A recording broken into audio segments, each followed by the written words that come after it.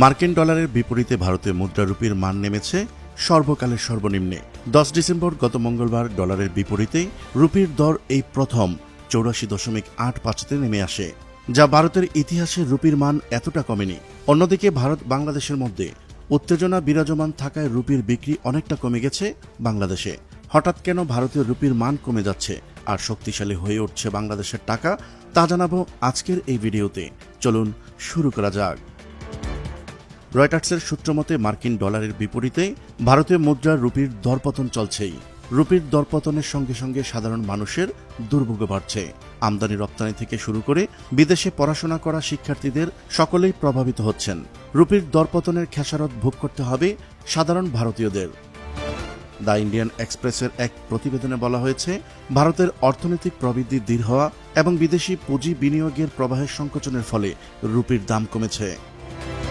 এছাড়া ব্রিক্স যেমন Brazil, Russia, Bharat, চীন এবং দক্ষিণ আফ্রিকা অন্তর্ভুক্ত দেশগুলো যদি একটি সাধারণ মুদ্রা তৈরি করার চেষ্টা করে, তবে আমদানি করা পণ্যের উপর 100% শুল্ক আরোপ করা হবে বলে হুমকি দিয়েছেন যুক্তরাষ্ট্রের নবনির্বাচিত প্রেসিডেন্ট ডোনাল্ড ট্রাম্প।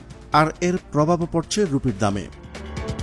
এদিকে বাংলাদেশ সহ বিশ্বের বিভিন্ন দেশে ভারতীয় পণ্যের রপ্তানি কমে যাওয়ায় টানা 8 সপ্তাহ যাবৎ ভারতের বৈদেশিক মুদ্রার রিজার্ভও কমে যাচ্ছে। আন্তর্জাতিক বাজারের পাশাপাশি বাংলাদেশের বাজারেও দাম কমেছে ভারতীয় রুপির। গত বুধবার দেশের খোলা বাজারে ডলারে বিক্রি স্বাভাবিক থাকলেও ভারতীয় রুপির কোনো ক্রেতাই খুঁজে পাওয়া যাচ্ছে না এক্সচেঞ্জ হাউসগুলোতে। এক সপ্তাহের ব্যবধানে টাকার বিপরীতে 4 থেকে 5 পয়সা কমেছে রুপির মান। মতিঝিল, পল্টন, বাইতুল মোকাররম এলাকায় ডলার বিক্রেতাদের সঙ্গে কথা বলে জানা যায়, খোলা বাজারে প্রতি ডলার বিক্রি হচ্ছে 124 টাকা 50 পয়সা, যা এক সপ্তাহ আগের তুলনায় প্রায় 1 টাকা বেশি। খোলা বাজারের ডলার বিক্রেতারা বলেন, ভারতীয় রুপির বিক্রি মোটেই নেই। দুই দেশের রাজনৈতিক উত্তেজনার কারণে বিক্রি অনেকটাই কমে গেছে। ভারতের ভিসা বন্ধের পর রুপির বিক্রি আরও কমে যায়। এক বিক্রেতা জানিয়েছেন, আগে প্রতি সপ্তাহে প্রায় 6 লাখ টাকার রুপি বিক্রি হতো।